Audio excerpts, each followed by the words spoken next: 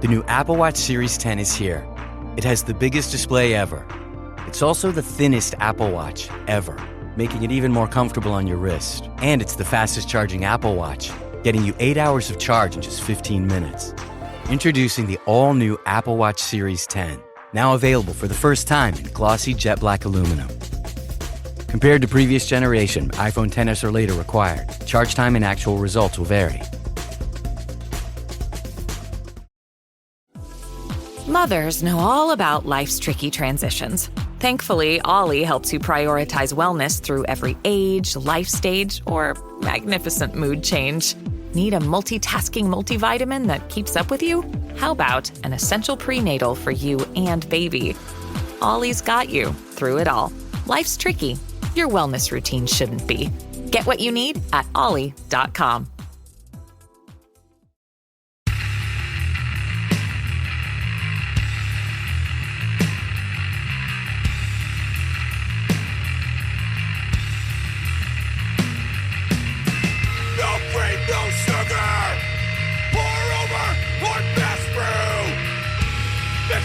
Something fast and heavy. I call that coffee and hardcore. A ramateur of fun stuff. It sounds on America. You can't go wrong. It's time for coffee and hardcore. I drink my coffee like I drink my hardcore. Fast and bold, dark and strong.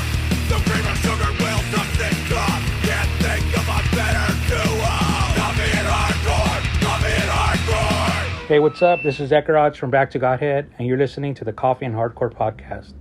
These guys know a ton about hardcore, especially the Hardcore Encyclopedia. But like me, they don't know jack shit about coffee. Except that Jacob guy. He knows his stuff. Alright guys, you've been warned. Peace.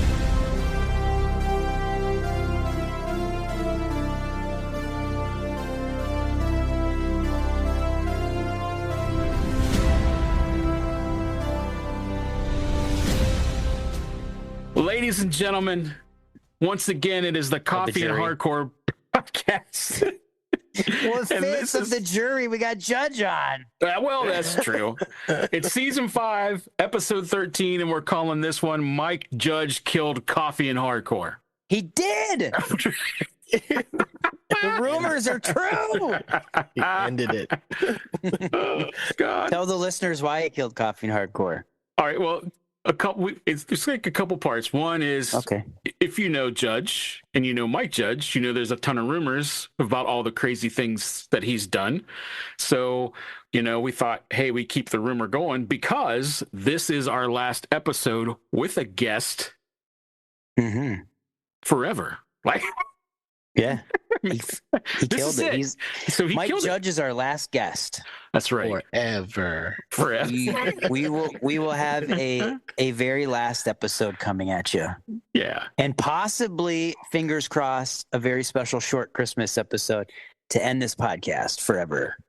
Unless somebody's a Grinch. Right. I'm just kidding. Oh, it's happening. Oh, yeah. Maybe. Oh, it's happening. Maybe. Maybe. Anyways. Yeah. Yeah, Mike Judge. You know what's funny about this is like what I think, Wiley, this was like when we first started to do this show, that I remember us always talking and you saying that you wanted to get him on. And Here we are 5 seasons later. And we got Mike Judge. Yeah, so we've wanted to get him pretty much since the beginning, but we didn't know how in the beginning. And then we met Kato 8 from 108. Yep. And she sort of gave us his connection, and we reached out and he said, well, actually, I just did Hoya's podcast, and he asked that we don't do another podcast for whatever amount of time it was. Yeah. And he said, well, but I'd like to do it at some point. And then we just got caught up, and it finally worked out. Right. And then he killed it. Yeah, he did. Then he killed it. The chat and the podcast. He did kill the chat. I was telling Steven after we talked to Mike Judge that it probably was like the most chill, more conversational chat that we've ever had, as opposed to like us just like we did come up with questions. We did ask questions, Right. but the way he like treated us and responded was super friendly and chill and just like, hey man, we're just hanging out. Like I'm not Mike Judge, you know, I'm just a dude. I think he was preparing you for shooting the shit with Mick. Yeah. Right. The dude abides. Like, you know, he was just I guess you're not a golfer. He was just super chill. I loved it. So good. I know. Oh, Very yeah, chill. no, it was a good chat. I'm glad you guys got to have that conversation. It was good.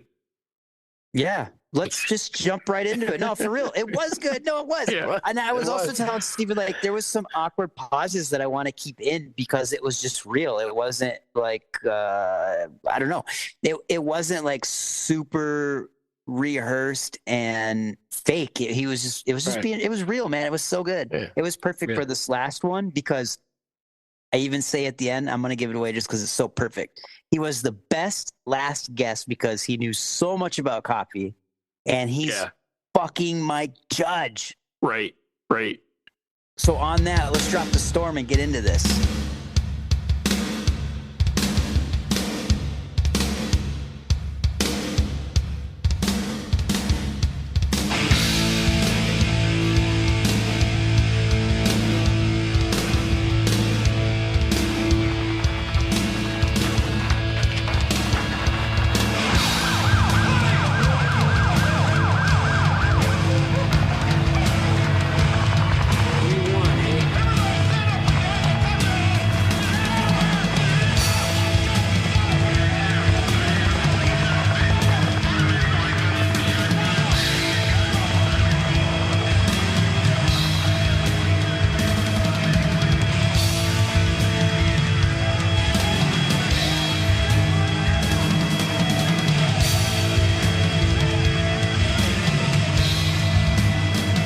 I see the hate, it keeps coming down like the rain. You look at me, I'm getting crushed. We keep getting caught up in this raging wind. You look at us, we're blown away, right away.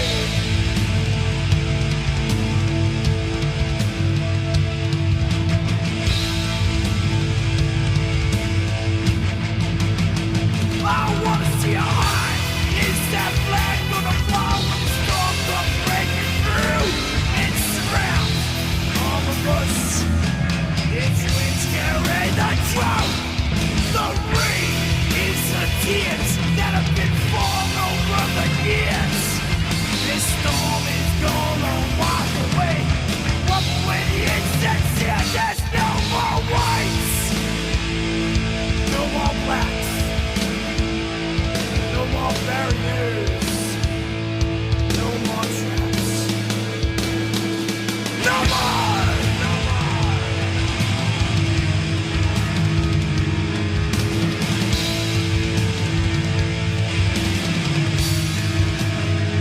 There will be quiet after the storm.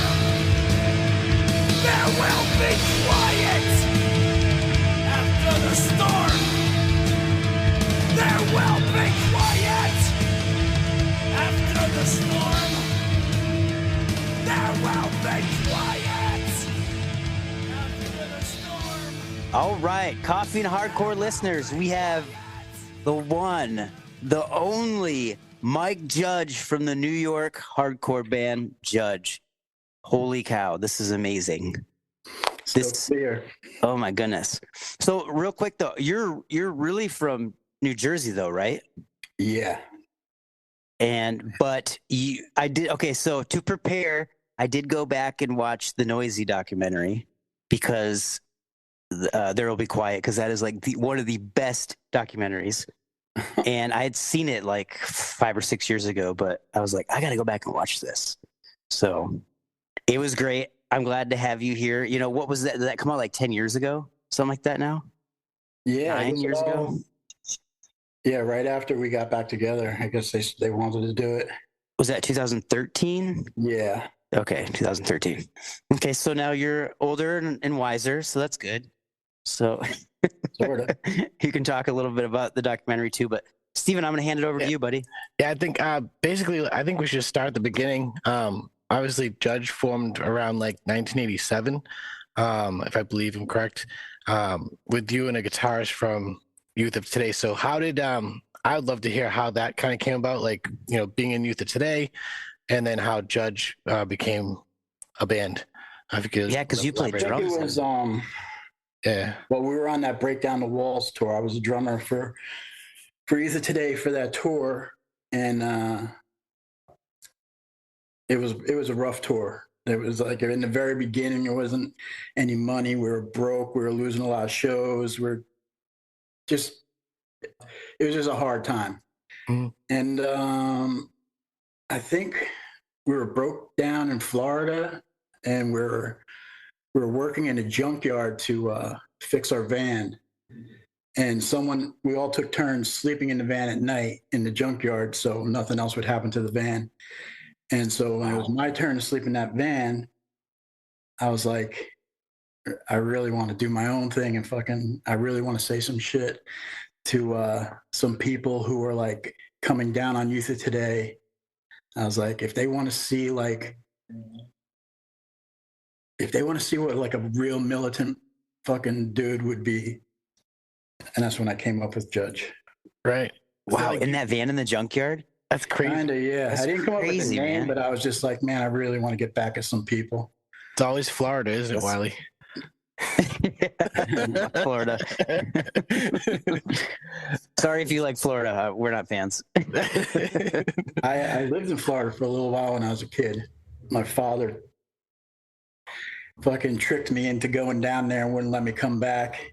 Oh, geez. So, Oh no, yeah. that's the worst. Getting tricked to go there. I don't have like a fucking real fondness for Florida. No offense to my Florida brothers, but So that kind of like, I mean, so the band started obviously in that situation, but you brought up militant. From what I've read and seen, the band kind of got some shit for that, like kind of given a hard time for being a militant straight edge band. Was that kind of how it was, or is that kind of just like myth? I mean, it's kind of how it was, because the pushback we were getting when I was in Youth of Today was like, these guys are just like trying to tell people how to live, this, that, and other thing. And Right. like, we weren't like that at all. Like, I mean, I was a drummer. I really didn't do much talking. I really didn't know those guys that well. I had just joined the band before that tour. But these were some of the nicest guys I've ever met. And they were catching shit for something they weren't doing. They were just trying to be good, positive guys. And in my mind, I was like, you know, my background is not like their background. You know, like my whole childhood leading up to that point was like a fucking war zone. So when I was like, felt I was being pushed, and I was like, I'm going to show them the difference between what these good guys are doing and what Right. militant fucking thing is. So I came up with that. It was never supposed to be a band. It was just me and Right. That's why it was just me and Purcell. I just wrote these songs, recorded them, me and Purcell, and then put it out. It just turned out that we liked it. And so we're like, we should make it a band. So now I'm in a band, and I have to like, Right. I have all these crazy words I just wrote, and I got to go out and fucking back them up. So, Yeah, and then the legend just grew from there of Mike Judge. Yeah, I mean, it's crazy. As you know. Were you always? It couldn't happen today with it, you know. With the internet? Nobody knew anything about anybody back then. Yeah, Right. it was all Well, hearsay. that was like the New York hardcore scene back then was like legendary. I mean, you know, late 80s, early 90s, that was like peak. Like in my eyes, there's so many great bands. What was the scene like back then?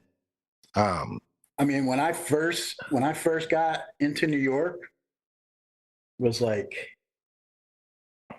1982. So Whoa. like, first time.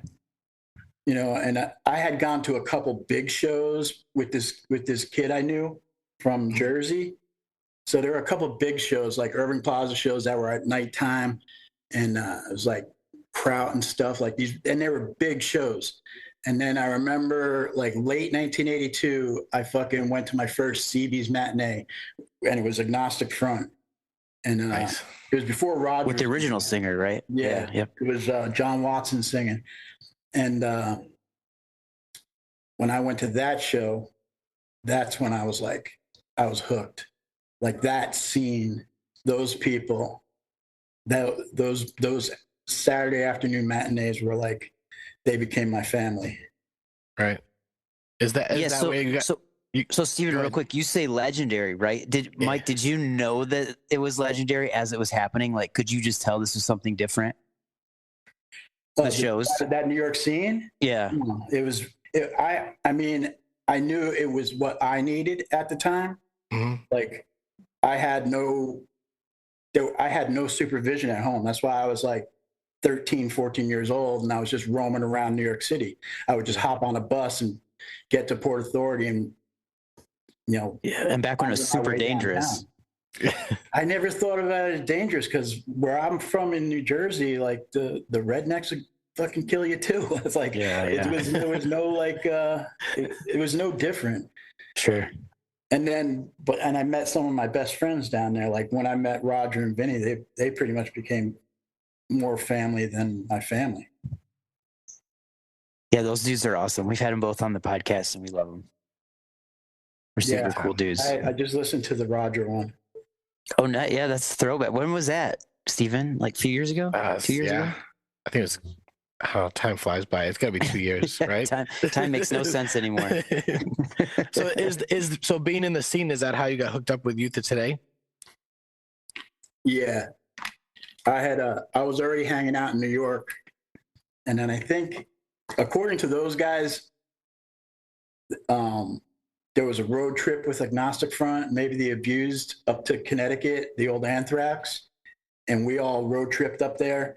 So they remember meeting me. I don't remember that specific time, but when they moved to New York, when Ray and Purcell moved to New York, is when I met them and they asked me to join.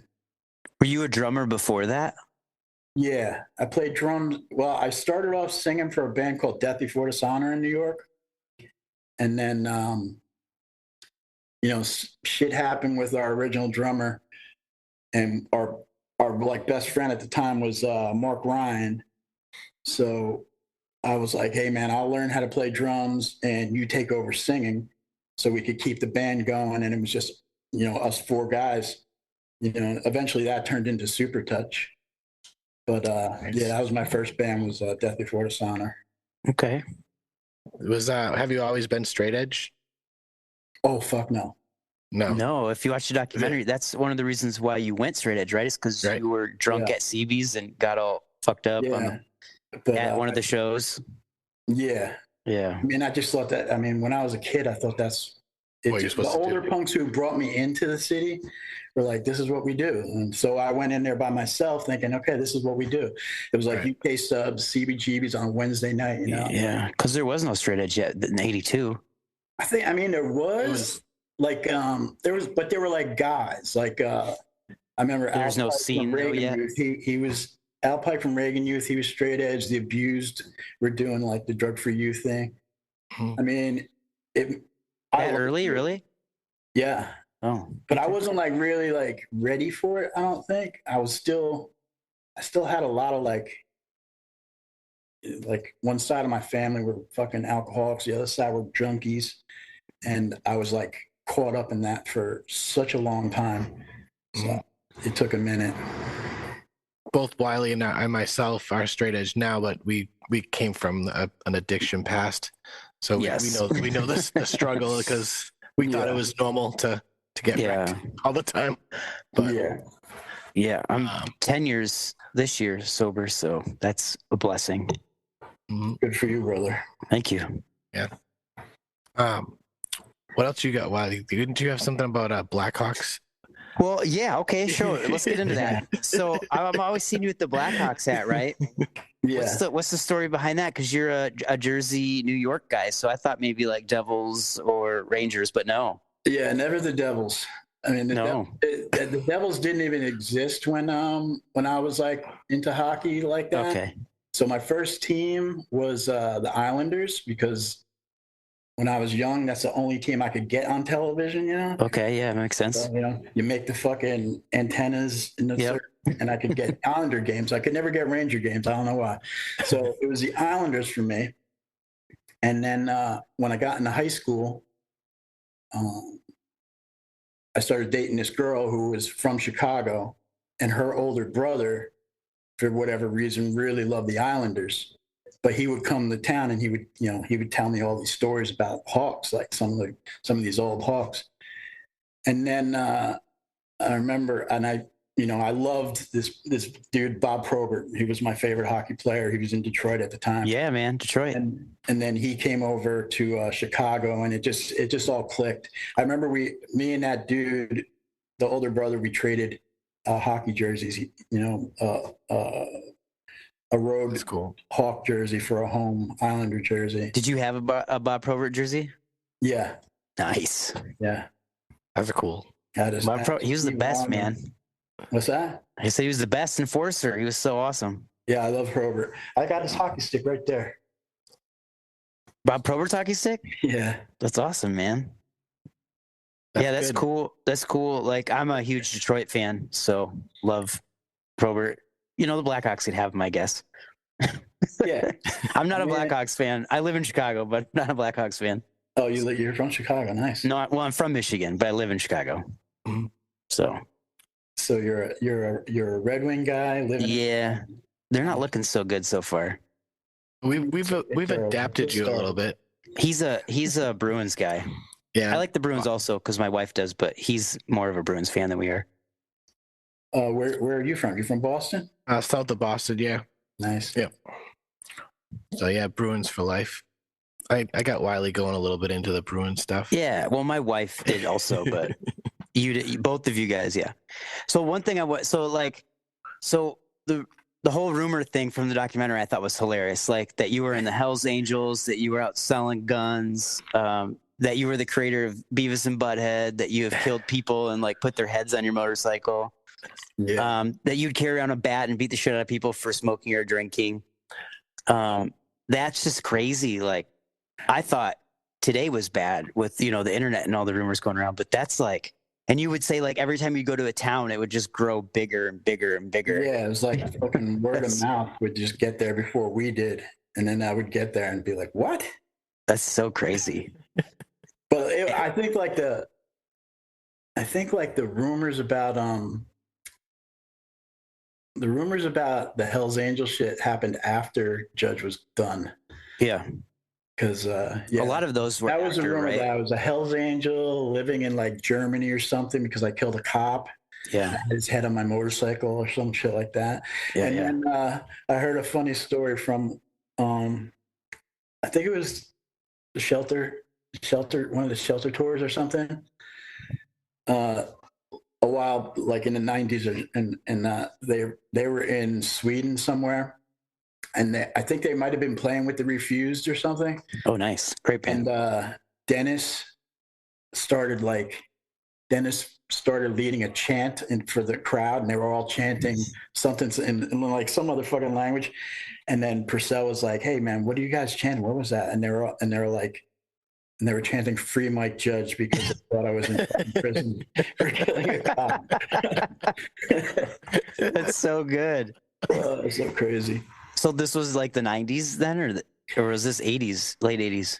That had to be the 90s. 90s, because Shelter wasn't around until the 90s. That's right. Shit. I'm right. Yeah. That's crazy. In the 90s, it's crazy, and then it's crazy, but it's also like weird because, after Judge, I did spend some time in a motorcycle club in the Bronx, and I remember it was weird because I was still living at home in Jersey, but I was fucking around with this motorcycle club in the Bronx, and Roger AF, he had just gotten out of Harley school down in Florida. So he came back up to New York and he was looking for a job. So he called me because he knew I was like riding motorcycles or whatnot. And he wanted to know if like I knew any shops in Jersey that were hiring. And he's like, yeah, I went to the clubhouse to fucking find you, but they didn't know where you were. They said you were in the Bronx. And I was like, what clubhouse did you go to? And he's like, the HA clubhouse on 3rd Street. I was like, no. You can't go to those guys and fucking say that I was like telling people I was an angel. Like, I was like, oh, this is so crazy. Oh, no. Yeah, it all worked out in the end. Right. That's how all that stuff spreads around. So another rumor said, so I saw you guys play in Chicago, actually. Oh, gosh, what year was this? 2016, maybe? 17? Yeah, maybe. Good one. I don't know if you remember your openers, but you had Chew open for you guys. I love that band. No, you probably don't remember. It's okay. I don't remember. But so this is another rumor thing that I wanted to talk about. And even today, one of my coworkers was like, you should talk to him about being straight edge. I heard he drinks now. No. And so you still have rumors going around about you. You're still like this life-size like superhero type person that people still talk about. And like at that show, they're like, yeah, Mike, he's not straight edge anymore, but it's still cool. And I'm like, I want to ask him. And you came on with a straight edge hat, so I was like, I got to ask. Yeah. Did you? No, you stayed true this whole time? Fuck yeah. That's awesome. Nice. That's awesome. That is so awesome. There you have it, folks. In Chicago, he's still straight edge. That's funny. I gotta ask one of my favorite questions. So like, you're gonna say you leave tomorrow, you're gonna go across Europe or across America. What's your lineup that you're gonna travel with? Like, what bands would you take with you? Oh, you mean on tour? Yeah. Oh, that's a good question. Like if it was Judge going on tour with like their band. Yeah. Yep. And it could be any band, or it has to be like a band working right now. Could be any band. He only gets to pick one. He can't pick two. It could be multiples, 3, 4. It could be a whole show, whole Vans Warped Tour. Just because they're one of my all-time favorite bands, and Paul Cripple just recently passed away like last week. It'd be Reagan Youth, one of the first bands I ever seen. The greatest live band when Dave Insurgent was alive and fronting that band, the greatest front man I've ever seen. It's awesome. I'd love to say I'd want to be with the Bad Brains, but they're so awesome that I wouldn't want to follow them or play with them. Right. So that makes sense. And probably like Earth Crisis or Integrity. They're like my boys. So yeah. So so how does it feel that you sort of like inspired those bands, like that militant straight edge bands? Because you were the first. Yeah, I think it's a little fucking weird. Like it's weird because I work up here in Albany now. Like I moved to Albany, and I work at Merch Now, like EVR, Equavision, Merch Now, and so we're doing this thing where like there was a lot of old stock that hasn't moved in a long time, whatnot. So they're getting rid of it, and some of it they're trying to decide if they can donate, but it can't say nothing fucking whack on it. So it says something whack, it has to be fucking recycled. What do you mean whack? Like it can't say anything like any fucking anything violent or anything can't be donated. Anything. Okay, I got you. Anything like that. And so we're going through all this old stock and shit. And I remember there was this one fucking shirt that, like, there was this bunch of shirts, and I picked it up. I read it. I was like, what the fuck? And it was like a box of Cheerios knockoff, and it said, and also in the Cheerios letter, it said straight edge, 100% proof that you're not a pussy or something like that. Oh, so you can't send that. I was like, this is the fucking craziest fucking thing ever, dude. Yeah, that wouldn't go over today. All the younger guys who were there, like, what do you mean? You started that shit. Right. And I was like, what?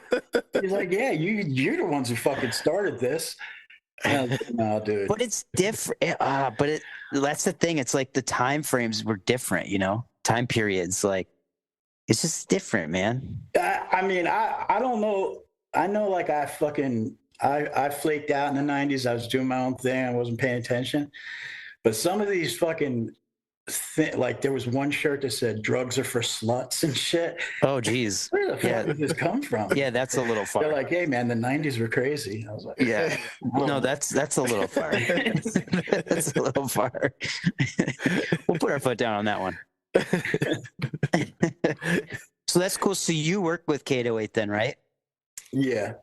Yeah. She doesn't work that much anymore. She's going back to school. Okay. We hang out a lot. And yeah, they're like my best friends. So yeah, actually, I reached out to her. I'm like, we're actually having Mike Judge on. Do you want me to say hi to him? I'm sure you see him all the time. She was like, yeah, sure. Why not? It's like, okay. So she says hi. But that's one thing I wanted to bring up is, so we had Kate on the podcast, and she, like, maybe like a few days or a week later, got a hold of us and was like, yo, I just want to let you know that Mike Judge tried your coffee, the Oak and Crow, and he likes it. So now you know that Mike Judge likes your coffee. And so we kind of ran with that. And on, like, the next episode, we're like, Oak and Crow coffee is Mike Judge approved. But anyways, how'd you come about finding it or trying it? Kate told me about it. Okay. She told me about it. She told me to try it, and then I read about it. I mean, I'm kind of particular about coffee. Yeah. So when I read the whole deal, it sounded like something I would like, and it was good. What did you try? Yeah, which one did you try? I don't remember. It was like I don't remember what it was called. Are you a dark or medium guy? At this point, I'm a one coffee brand guy. So they call it their medium. But I've also had their dark. They're both fucking good. What's this coffee brand? James Coffee. Oh, James Coffee is amazing. Yeah, James is really good. My gosh. Yeah, I had the Madball brew. I thought I had the bag here. I had the Madball brew, and it's so good. I've had they've sent me, like, their Madball. They've sent me, like, their H2O one. How's the H2O one? It's good. It is real good. They're all real good, but my favorite by far is just the shop blend. I fucking love it. It's like the perfect coffee. I've had that one too, yeah. I actually liked the Madball one so much that I bought the shop blend. My whole thing with coffee is, like, I grew up drinking coffee with my father and shit, but it was never like a thing. He was always like, whatever coffee he's got, drip deal, and fucking Mr. Coffee, whatnot. Right. And is this one? I've had that one. Yeah. That's what that one's called. I just had that one. The James and the Art House blend. Yeah. Yeah. Sorry, I cut you off. Go ahead. Sorry. But yeah, so my father would make coffee every morning and just be like a Mr. Coffee, drip coffee thing. And I never thought anything about it. It was just something we did in the morning.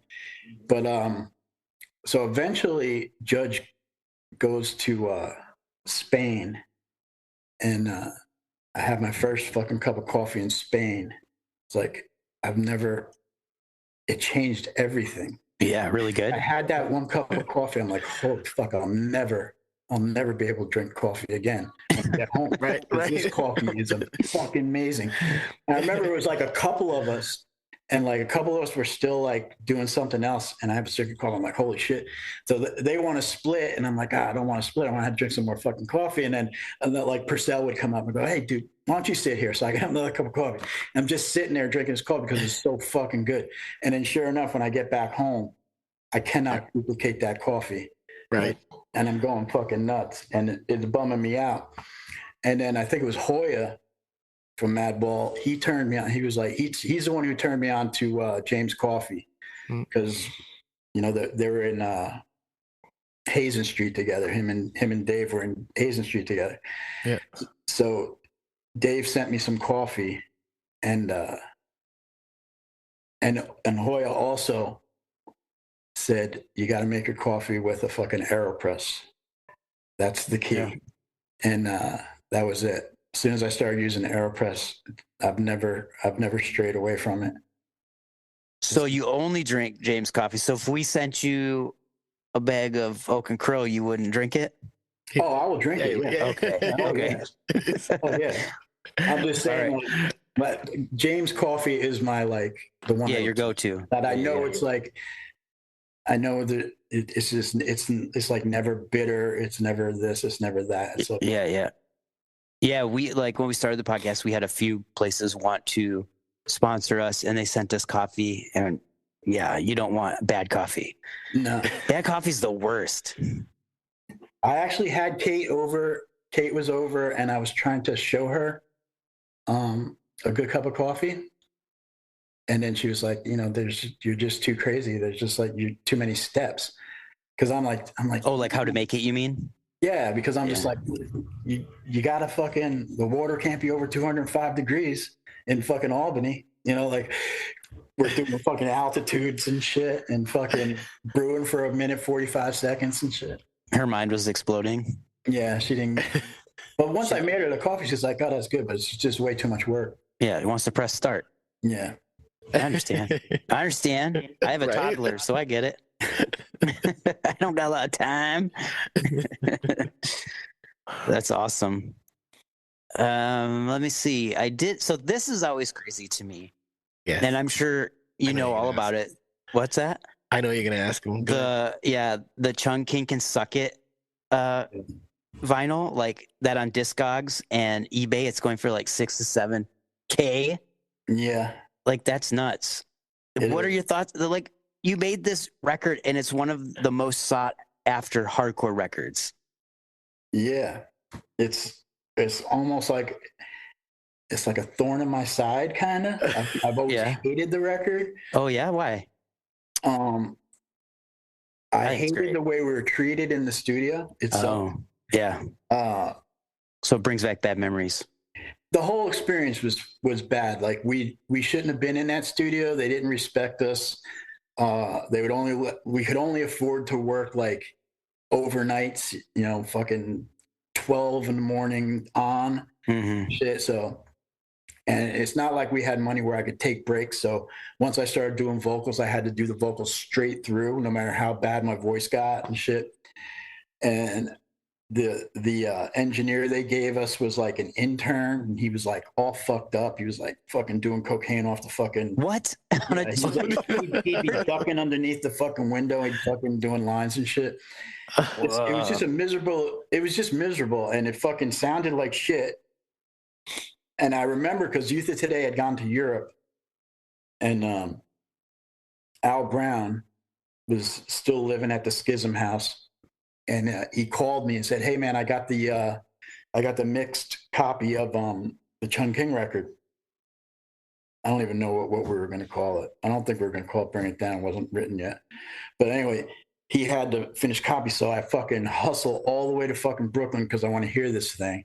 Yeah. And he plays it, and my fucking heart broke because it just sounded. The drums sounded like cardboard boxes. Everything was just.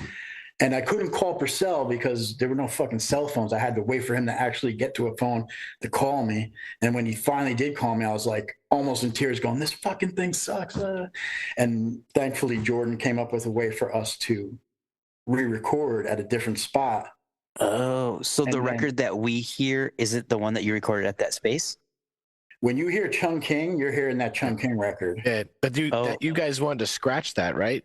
Yeah, we didn't want to use it at all. And I'm so glad you didn't, though, as a fan. Did you Bring It Down right after that? Yeah, we wrote more songs for Right. I got you. So Jordan was like, I'll give you the money to go re-record at Normandy in Rhode Island. Right. But I'm going to recoup some of my losses by putting out like however many he put out. Yeah, didn't you do like 100, 150 or something? Something like that. I don't know.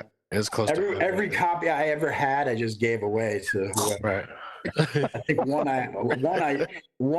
think the very first copy that was given to me, I just threw against a wall because I hated it. And then all of a sudden I'm starting to hear all this fucking shit like, hey, it's going for this much. Hey, it's going for this much. And then I heard like whatever, $6,000 or some shit. Yeah. But that must have inspired the writing for the next group of songs and stuff. So you must have been. Well, this was later. It was started going for that. after it was already written. I thought it wasn't that far. Was it far after? Yeah, it was. Yeah, when it went for thousands, yeah. Yeah, it was. Yeah. But people still wanted it even back then. Like, I want people saying, "Oh, it sounds the Bringing It Down records is a metal record. The Chung King sounds like a hardcore record and stuff like." I would not say it's a metal record. You're crazy. Yeah, I like how raw it is, though. I think that's cool, and a lot of bands even like base their sound off of it because it's so raw. I won't say which bands. No bands that I'm in. My dad works in B2B marketing. He came by my school for career day and said he was a big ROAS man. Then he told everyone how much he loved calculating his return on ad spend. My friends still laugh at me to this day. Not everyone gets B2B, but with LinkedIn, you'll be able to reach people who do. Get a $100 credit on your next ad campaign. Go to linkedin.com/campaign to claim your credit. That's linkedin.com/campaign. Terms and conditions apply. LinkedIn, the place to be, to be. Prep for Thanksgiving at Whole Foods Market. Save now on no antibiotics ever frozen whole turkey. Just $1.49 a pound with Prime. Sales on brie and select seafood appetizers help get things started. For sides, go with wallet-happy favorites from 365 by Whole Foods Market. And finish with decadent desserts from the bakery. Or get your whole spread catered. Just order early. Get Thanksgiving ready at Whole Foods Market. Terms apply. That's funny. I just always hated I always hated when people would say it sounds more of a hardcore record just because it's like there's less sonic power to it and shit. Yeah, I was like, I love it. I love it. I love that it sounds like an old school hardcore record. I just like it as a fan. I mean, there are a couple songs on there that I wish we redid for the other record. Yeah, but the record as a whole, it's just like it just brings back bad memories. I understand that, man. Like it's as a musician putting out records and people listening to them, it's a completely different feel. Like I've made records that I can't even look at the front cover of, and other people are like, "I love those records." Yeah. Nope, because of the memories it brings. Yeah, it holds so much weight. Yeah, because I remember being like so excited because they were like, I forget who recorded at Chung King's House of Metal before us, but we were like, can you believe we're going to be in the same room that so and so did this record? So, and we were like kind of excited, but then when we got there, we were just treated like shit.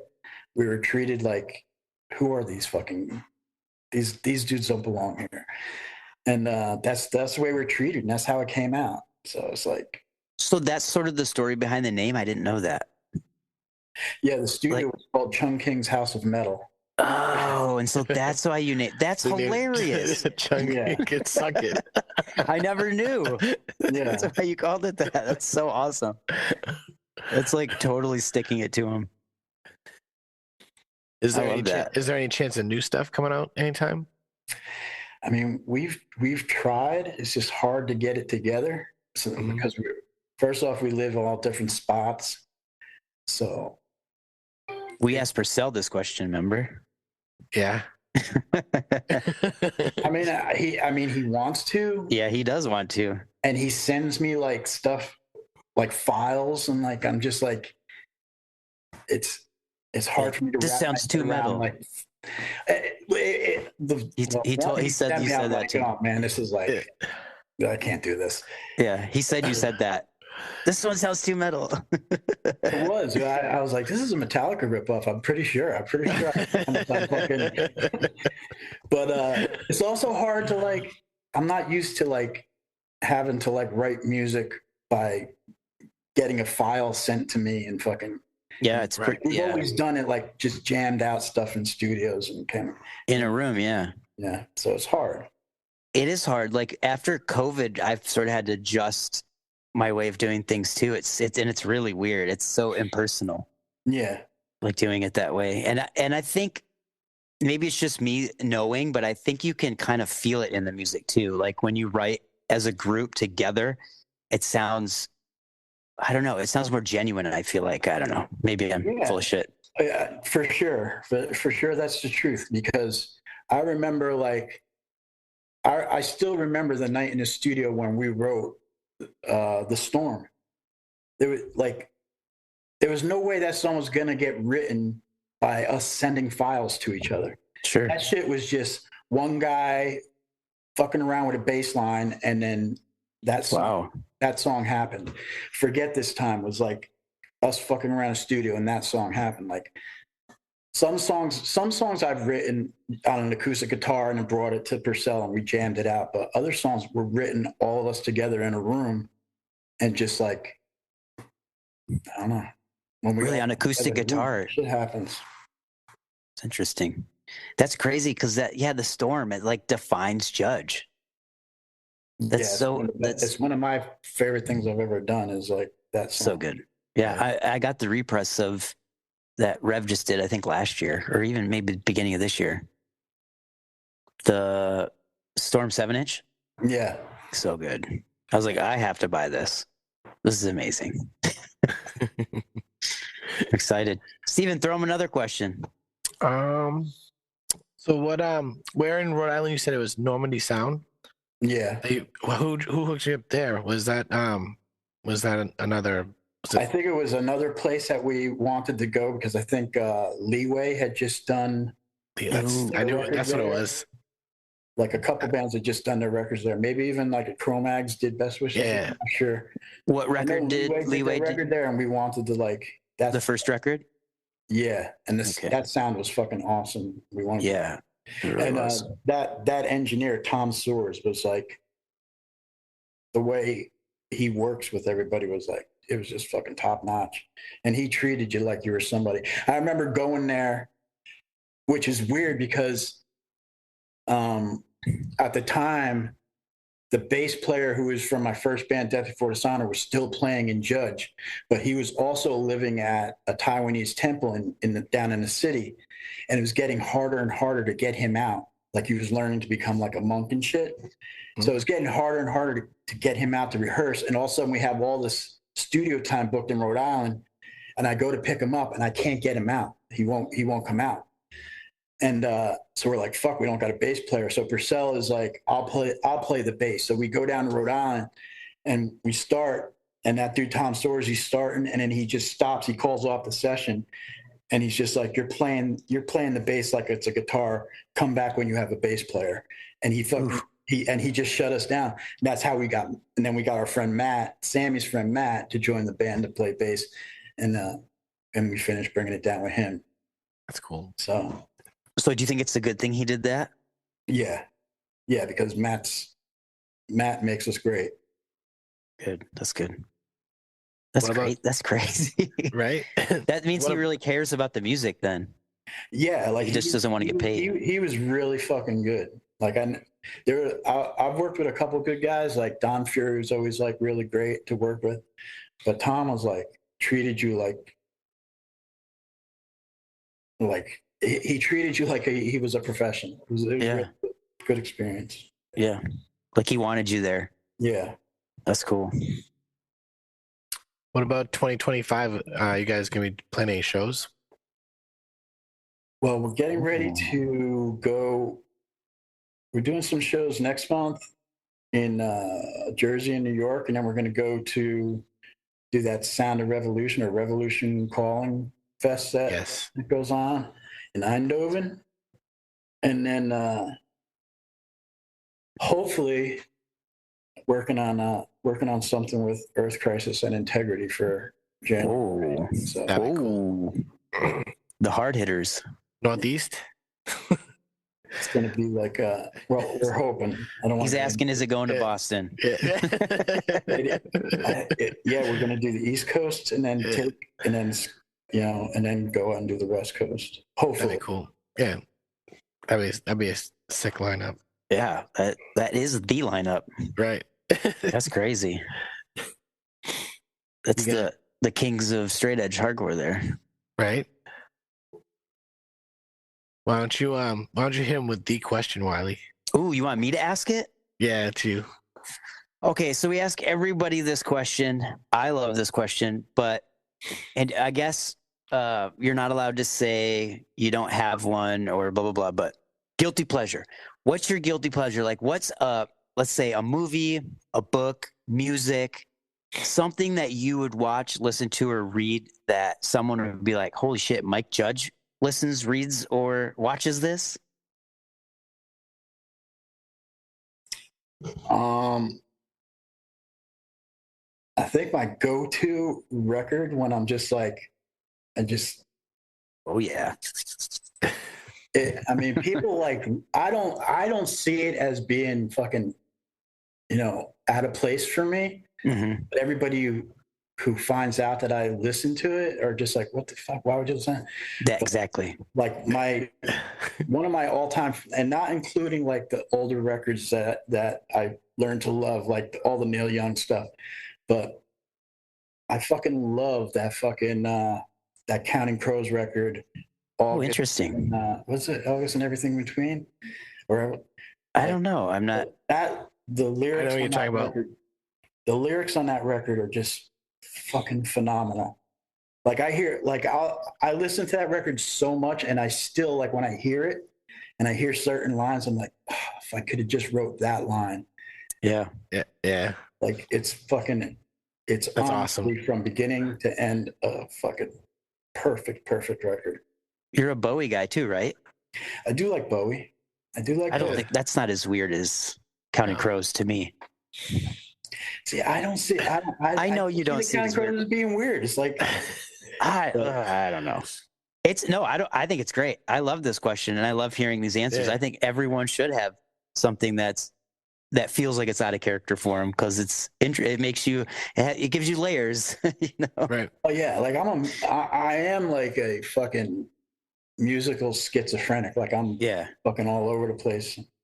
If it's got good words, I'll listen to it. I don't care what it is. Yeah, everyone should like good music. Yeah, doesn't matter. It should be genreless, right? Yeah. Doesn't matter. So we already know. So another question we asked is your go-to coffee. You already answered that. James Coffee Company, which is amazing, by the way. I can't say enough good things about James Coffee Company anyways. So they're one we've reviewed several times, and we always give an A+ rating. They're so good. Are they out of, where are they out of? San Diego. San Diego. Okay, I didn't know that. Yeah, that actually, I want to order more of that now. Was he the guitarist in Haven Street? Or was he? Yeah. He's a guitarist, right? Guitar player. I think he was in. Yeah. He was also in like Angels and Airwaves too. That's what it is. Angels. Oh yeah, with the Blink guy. Yep. Yeah. What was it? Tom DeLonge, is it? No, the other one. Mark Hoppus. I don't know. Yeah, Tom DeLonge is the Angels and Airwaves guy. Okay. But when I met him at a rehearsal for Hazen Street. So I had no idea he had a coffee company or nothing. Right. It wasn't. Hoy is the one who like hooked me up with it, and I was like, damn. Because of I know he's not Madball anymore, but because of the Madball coffee, that's how he knew him, probably. Or did you know him before Hazen that? Street, I guess. I mean, I don't know how that Hazen Street came together, but they were in Hazen Street together. Okay. Yeah. How long has James Coffee Company been a thing? I don't even know. It's been a while, I think. Yeah. Yeah, I think he does very well with that company. I would assume so. Yeah. Yeah. I do follow them on the Instagrammas, and I see all the stuff he posts, and it's really cool. I like all the Carhartt like collaboration hats and stuff he does, and all that cool stuff. He knows what he's doing. He knows. Yeah. He knows. He knows. Cool. Well, if you don't have anything else, well, hey, what song would you like us to outro this chat with? Which Judge song, I should say? My two favorites are always going to be The Storm and Forget This Time. Okay. Well, why don't we intro it with The Storm and outro it with Forget This Time? Sick. Let's do it. Cool. Well, thank you so much for being on the Coffee and Hardcore podcast. We're super grateful. But so this is our last chat. You're the last band person that's going to be on this podcast, and then we'll do one more with all of the 4 hosts or 5. How many we have? I don't know. Because we're always too busy. The show's ending? Yeah, we're done. It's over. After 5 years. Are you all breaking off doing your individual things, or it's over? Not really. We're just so busy. Yeah.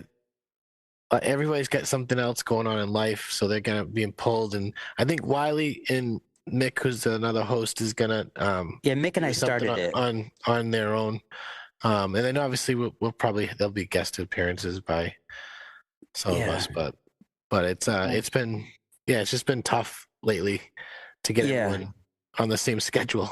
Yes, very tough. And let me say, you were honestly one of the easiest guests to schedule. Normally, I get a text or email saying, "Oh, I need to reschedule this time, blah, blah, blah." And then Mick and I's lives are so crazy that I'm just like, "Oh, great. This is going to be like an hour's worth of work just to figure out another time," you know? Yeah. Right. So it's been tough, but you were a great last guest. You treated us so well. You didn't do that to us.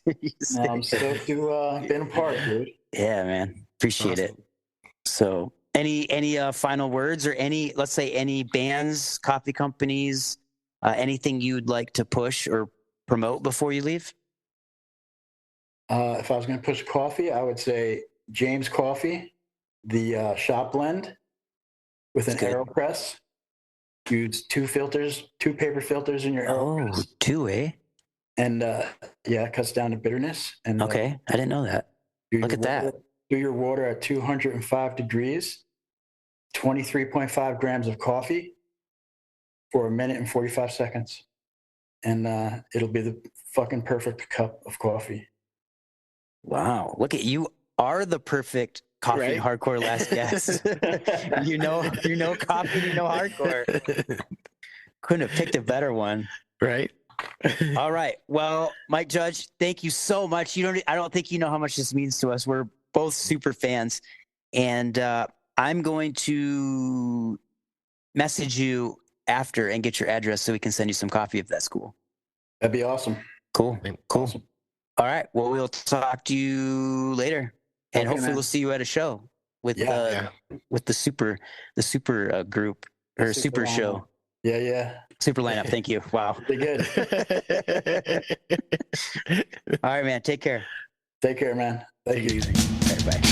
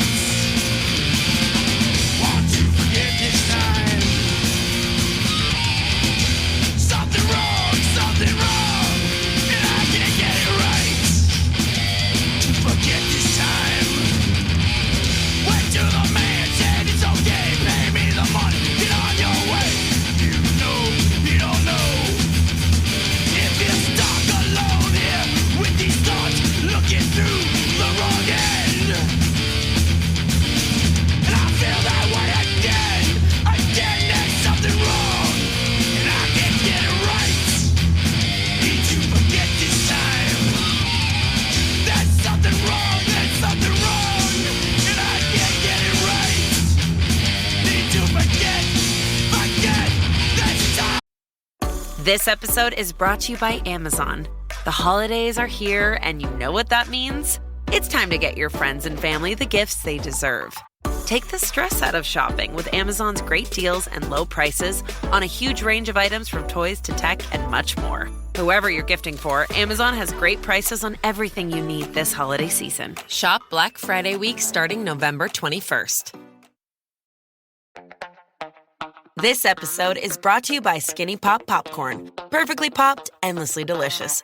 oh so light and crunchy. Skinny Pop Original Popcorn is the snack you've been searching for. Made with just 3 simple ingredients: popcorn kernels, sunflower oil, and salt. Snacking never felt or tasted so good. Perfectly popped, endlessly delicious. Give yourself permission to snack and pick up Skinny Pop Original Popcorn today.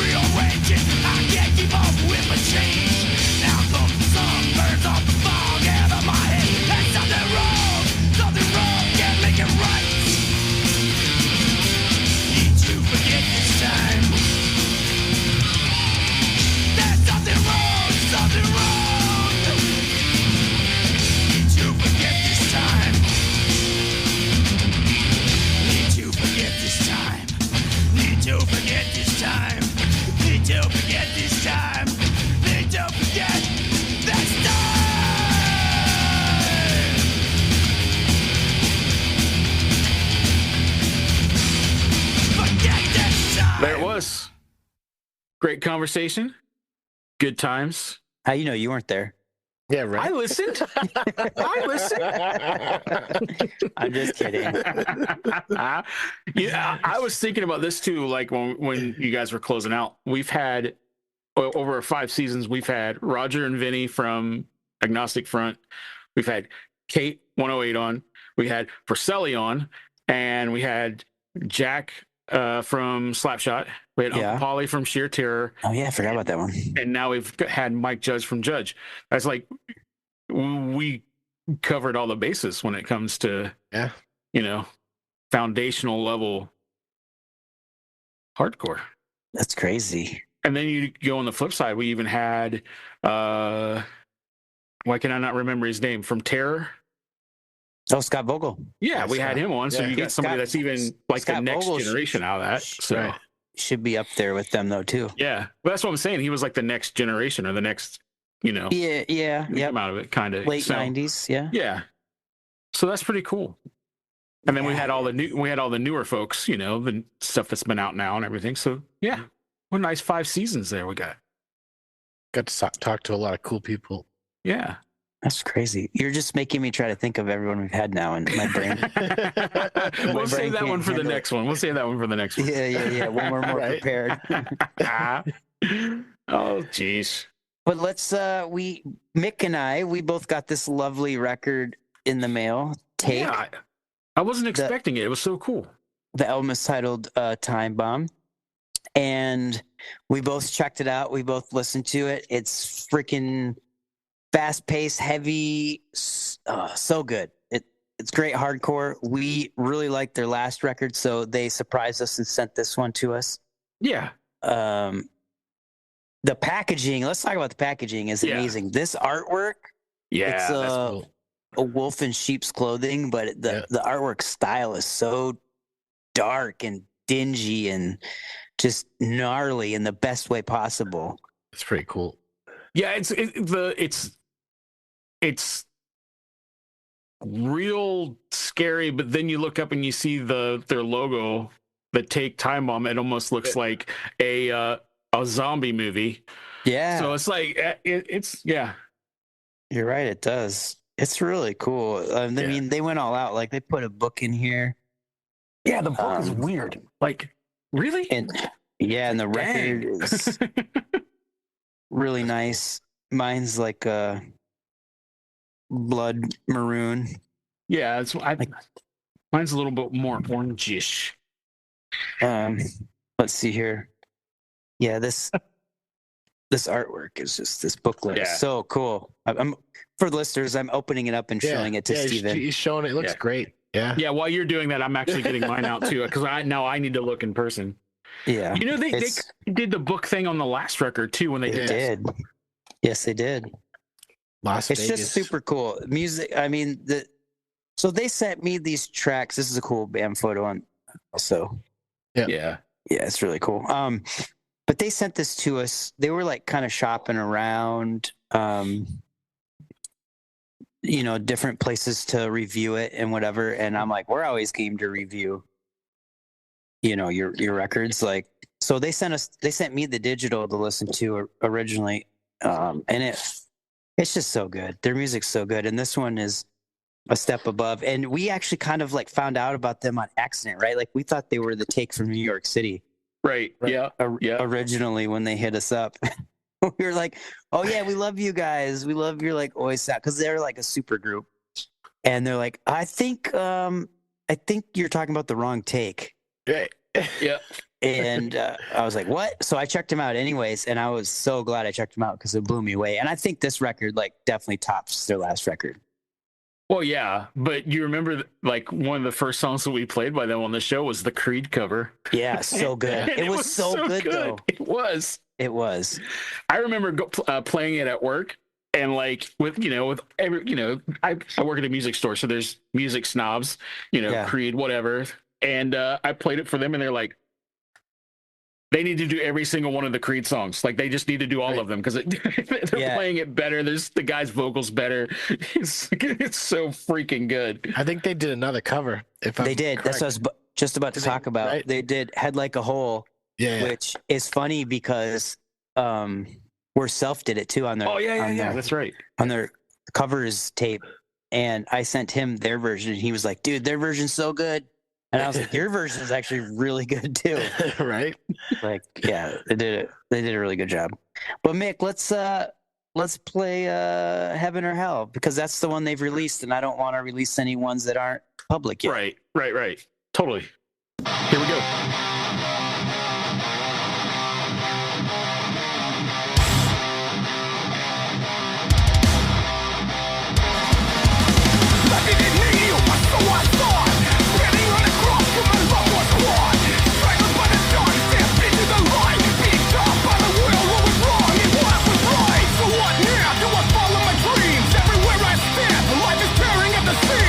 My heart is heavy, I feel so dead, like a ticking time bomb going on.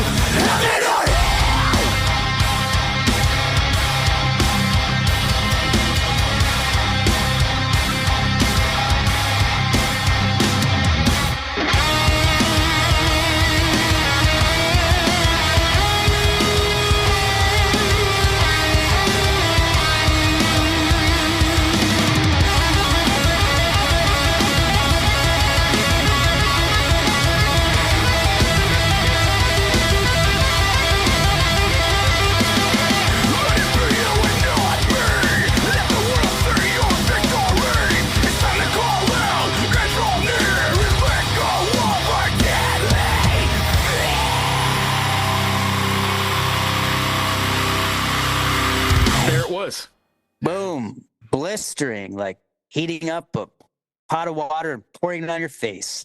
Yeah, melty. Face melting beauty. Melted. Gone. Whole face gone.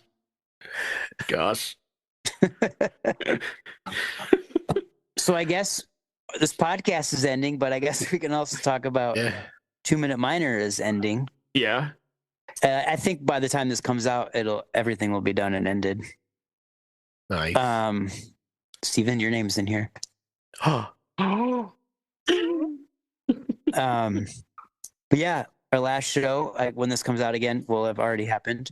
Which, by the way, today is Edge Day, Straight Edge Day. Yeah. And what better to have Mike Judge on Straight Edge Day? Right. I didn't put 2 and 2 together. That's Yeah. So, this isn't probably going to come out till November, early November. Right. So, isn't every day Straight Edge Day? For us, yeah. For all of us.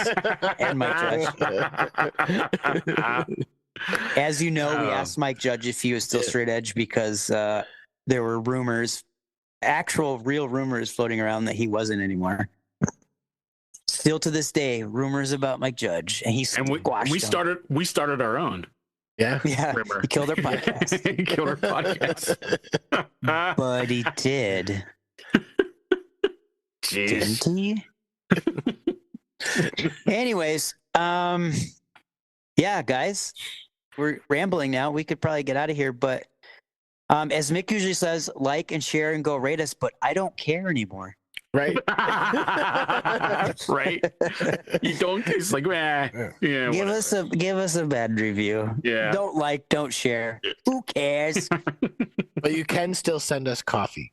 Yes. Yeah, we won't review it, but we will drink it. Yes, we will. And you can send us records because we will listen to them too. Yeah. And we won't review them anymore, but we will listen to them. Yes. We would say something nice on our Instagram. Yes. Yes. Our personal ones. Our personal ones. Well, we'll still probably. So when we do, so we're planning on doing the shooting the shit with Wiley and Mick next spring, right? Is what we're talking about starting next spring. Yep. So we'll still post on the Coffee and Hardcore page, and it's sort of going to be like Coffee and Hardcore presents Wiley and Mick shoot the shit, but like not really saying that. You know what I mean? You know what I'm saying? Yeah, like it's still. I don't want to destroy kind of like what we've put together because there's a bunch of people that's going to listen to this new thing who found us through the old thing. So why blow the whole thing up when you're just like, we're just kind of moving to a different,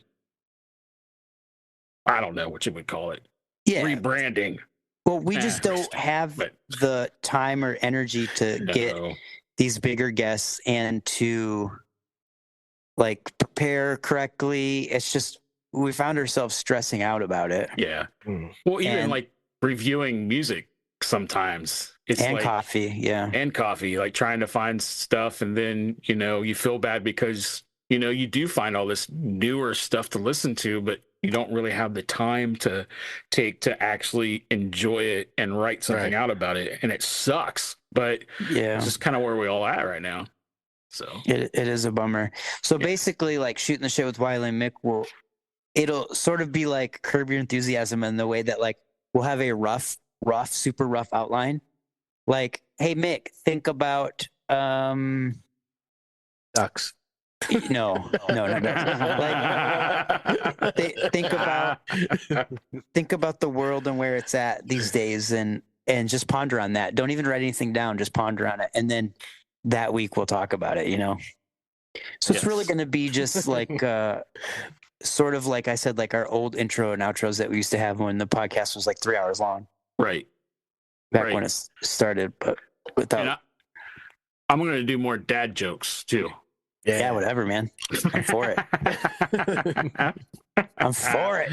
Like, I got a new pen that writes underwater. Oh, is this a joke? Yes. It writes other words too. I hated that. Oh, you said bad jokes, not dad jokes. Yeah. Dad jokes are bad jokes. Same thing. Okay. Goodbye. Oh gosh, yeah. See you guys next month. Steven, I love you. It's so good seeing you, buddy. It's good seeing you guys good too. seeing your face. Mick, screw off.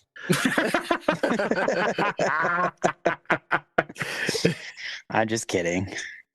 No, you're not. Yes, I am. All right. Play that Skull Crack jam. Here we go.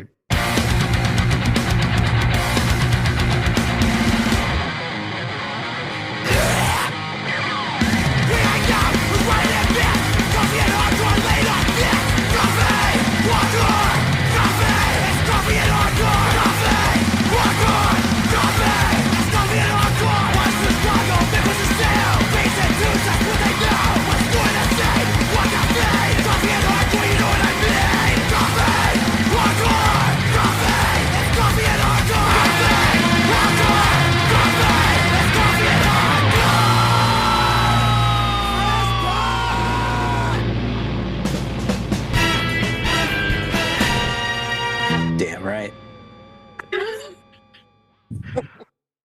Ladies and gentlemen, germs, it's time for the Coffee and Hardcore podcast. This is season 5, episode 13, and we're calling this one Mike Judge Killed Hard. Killed Mick's brain. Right. Putting that. I laughed so hard my headphones fell off. Put that at the end. Yeah. Start her over. Damn. All right, here we go. Well, we got a good ending now, I guess, eh? Yeah. All right. I just got a screenshot as he. No way. As he ended it, because I forgot to. And it's a good one. You're laughing, and I never see you laugh. Me? Yeah. I mean, not on screenshots, I mean. Like, you're always looking like you're a motherfucking tough guy. Because you are a motherfucking tough guy. That's right. And because because the weights lift you now. They do. How do I work my life? Oh, here we go.